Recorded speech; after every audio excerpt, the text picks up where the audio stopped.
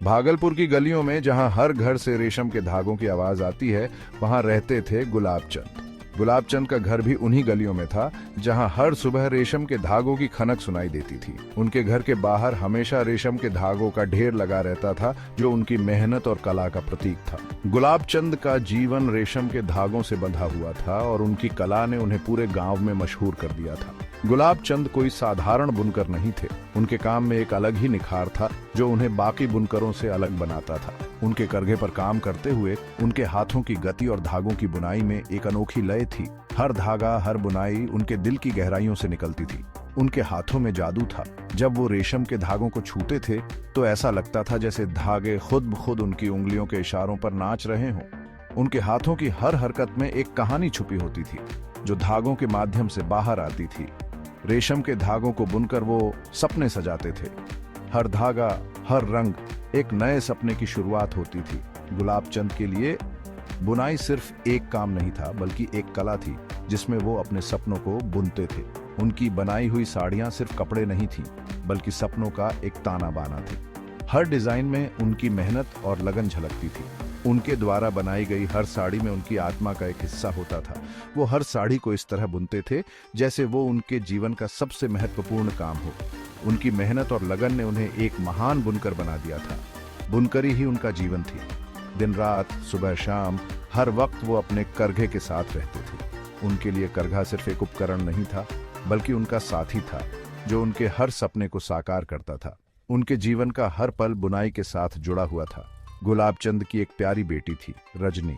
रजनी उनके जीवन की रोशनी थी। वो अपनी बेटी से बहुत प्यार करते थे और उसके लिए हर संभव खुशी लाना चाहते थे। रजनी भी अपने पिता की कला से बहुत प्रभावित थी और अक्सर उनके साथ करघे पर बैठकर उन्हें काम करते हुए देखती थी। रजनी के लिए गुलाब चंद ने एक सपना देखा था। वो सपना था एक अनोखी साड़ी का, जो रजनी की शादी के दिन उसे दुनिया की सबसे खूबसूरत दुल्हन बना दे। गुलाब चंद ने इस साड़ी को बनाने के लिए अपने जीवन की सारी कला और मेहनत को झोंक दिया था। वो सपना था एक अनोखी साड़ी का जो रजनी की शादी के दिन उसे दुनिया की सबसे खूबसूरत दुल्हन बना दे। गुलाब चंद ने इस साड़ी को बनाने के लिए अपने जीवन की सारी कला और मेहनत को झोंक दिया था। हर धागा, हर रंग, हर डिजाइन में उनकी बेटी के लिए उनका प्यार झलकता था, जो रजनी की शादी के दिन उसे दुनिया की सबसे खूबसूरत दुल्हन बना दे। गुलाब चंद का सपना था कि उनकी बेटी की शादी के दिन वो साड़ी पहने जो उन्होंने अपने हाथों से बनाई हो। वो साड़ी सिर्फ एक कपड़ा नहीं थी, बल्कि गुलाब चंद के सपनों और उनकी मेहनत का प्रतीक थी। और जब रजनी ने वो साड़ी पहनी तो वो सचमुच दुनिया की सबसे खूबसूरत दुल्हन बन गई। गुलाब चंद ने रजनी की शादी के लिए एक खास साड़ी बुनने का फैसला किया। ये फैसला उनके दिल के बहुत करीब था, क्योंकि ये साड़ी उनकी बेटी के लिए थी। ये कोई साधारण साड़ी नहीं थी। ये साड़ी उनके प्यार और समर्पण का प्रतीक थी, जो उन्होंने अपनी बेटी के लिए महसूस किया। उन्होंने भागलपुर के सबसे उम्दा रेशम के धागे चुने। ये धागे न केवल मजबूत थे, बल्कि उनकी चमक और मुलायमियत भी अद्वितीय थी। रंग ऐसा हो जो दुल्हन की खूबसूरती को और बढ़ा दे। हर रंग को चुनते समय गुलाब चंद ने सोचा कि कैसे ये रंग उनकी बेटी की मुस्कान को और भी चमकदार बना सकते हैं। डिजाइन ऐसा हो जो सबको मंत्रमुग्ध कर दे। हर पैटर्न, हर डिजाइन में उन्होंने अपनी कला और अनुभव को उकेरा। दिन रात मेहनत करके गुलाब चंद ने साड़ी बुननी शुरू की। उनकी मेहनत और लगन ने इस साड़ी को एक अनमोल धरोहर बना दिया। 5 साल तक वो इस साड़ी को बुनते रहे। हर दिन, हर रात उन्होंने इस साड़ी में अपने सपनों को बुन दिया। हर धागा, हर डिजाइन उनके प्यार और समर्पण की कहानी कहता था। ये साड़ी सिर्फ एक वस्त्र नहीं थी, बल्कि एक पिता के अपने बेटी के प्रति असीम प्रेम की अभिव्यक्ति थी। आखिरकार वो दिन आ ही गया। रजनी की शादी थी। यह दिन न केवल रजनी के लिए, बल्कि पूरे परिवार के लिए बेहद खास था। हर कोई इस दिन का बेसब्री से इंतजार कर रहा था। रजनी की मां ने सुबह से ही तैयारियों में जुट गई थी। घर में हर तरफ खुशी और उत्साह का माहौल था।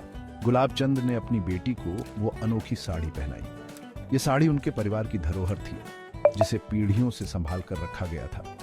गुलाब चंद की आंखों में गर्व और खुशी की चमक थी। उन्होंने अपनी बेटी को साड़ी पहनाते समय कई कहानियां सुनाई जो इस साड़ी से जुड़ी थी। साड़ी की चमक देखते ही बनती थी।